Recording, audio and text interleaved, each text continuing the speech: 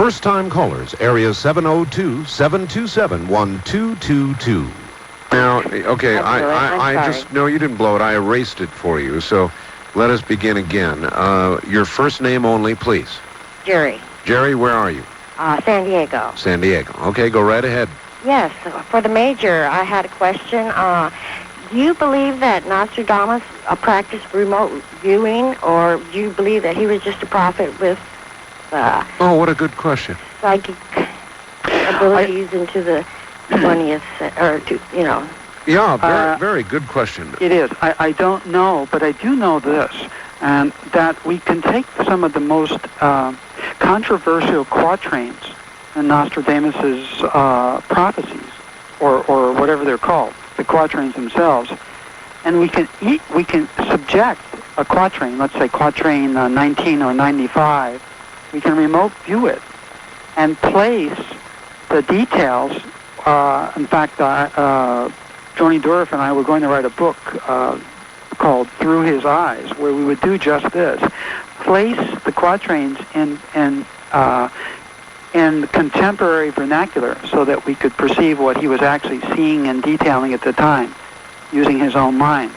Now, whether he was remote viewing the way we do it, or whether he was doing something else, truly prophetic, I don't know.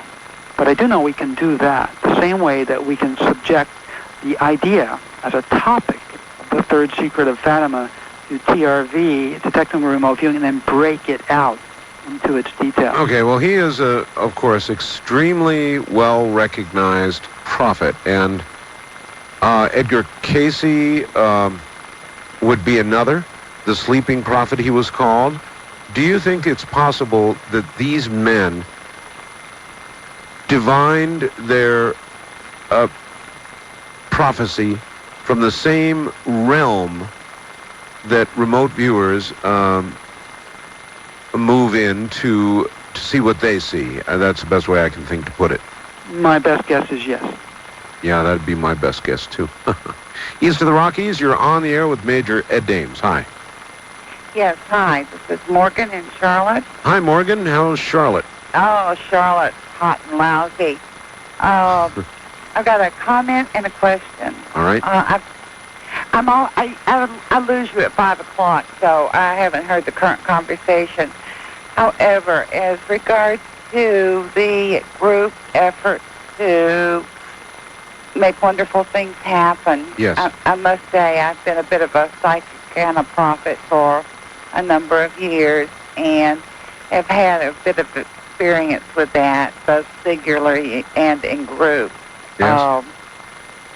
And I think there's a real simple answer to the quandary that you're in. And what's that? I think the simple answer is that when you approach a problem, yes. say Hurricane Bonnie, yes. you don't say, make a prayer to don't let Bonnie hit the coast. That's a very dangerous thing to do, as you think. I think the answer is to say, we have a problem here, and let's devote all of our energy into creating the highest good for everybody concerned. And I think when you do that, you release the danger. Well, that's, I appreciate your input, but it doesn't help me in my quandary. In other words, for each one like you that I have who said what you just said, I've got somebody else saying the exact opposite. And I'm sorry, that doesn't help me personally come to any decision, because I make decisions based on, I try to make decisions based on things I know to be true. And I can't say that I know anything about this to be true right now. I can only tell you what I don't know. We did the experiments. I'm leaning very heavily toward believing that we really did prove something. And beyond that, I don't know enough to say I've got an easy answer. I don't have an easy answer. West of the Rockies, you're on the air with Major Ed Dames. Hi. Hi, Ed. Hi, Art. My name is Joel. I'm in Fairfax, California. Yes, sir.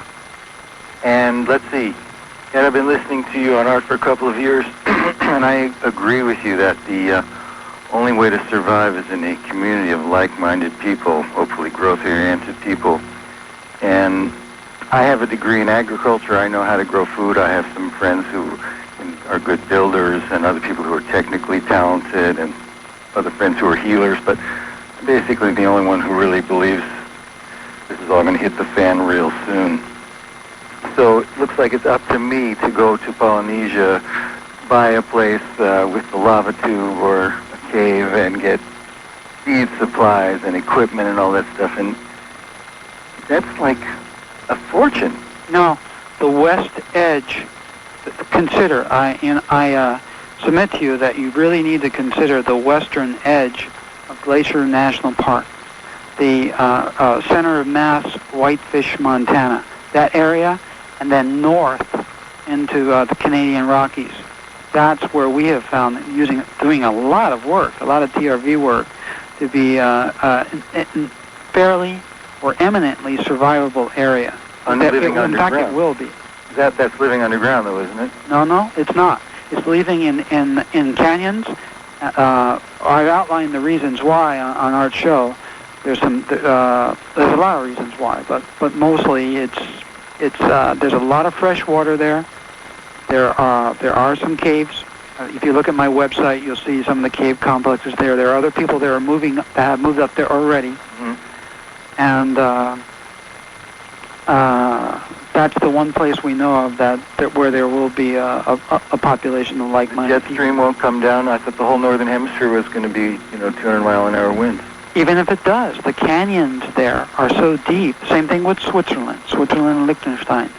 The canyons are very deep, and if winds are coming down and hitting the sides of the mountains, right, the canyons have still air in them. Any hole will have still air. That's why Kivas worked for the Anasazi.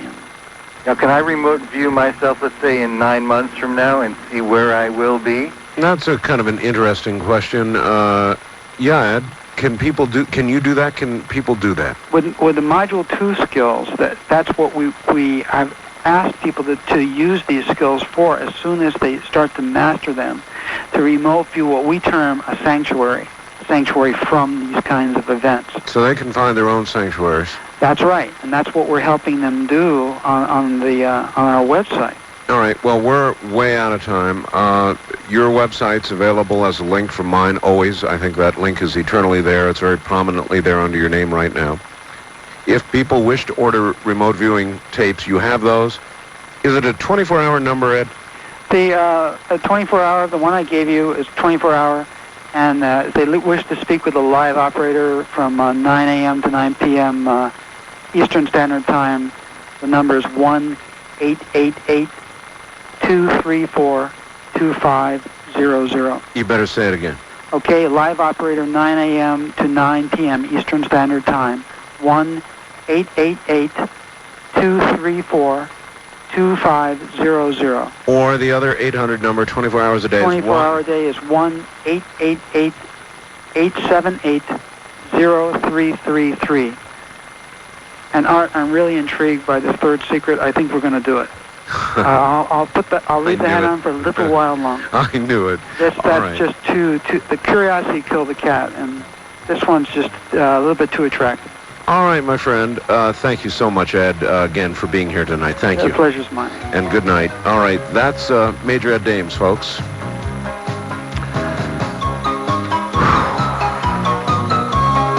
Okay. It's going to be an interesting day, to say the least. I have not booked a guest for tonight because events are too fluid, too unsure. We'll see what happens today. That's it from the high desert tonight. That's all there is. Good night.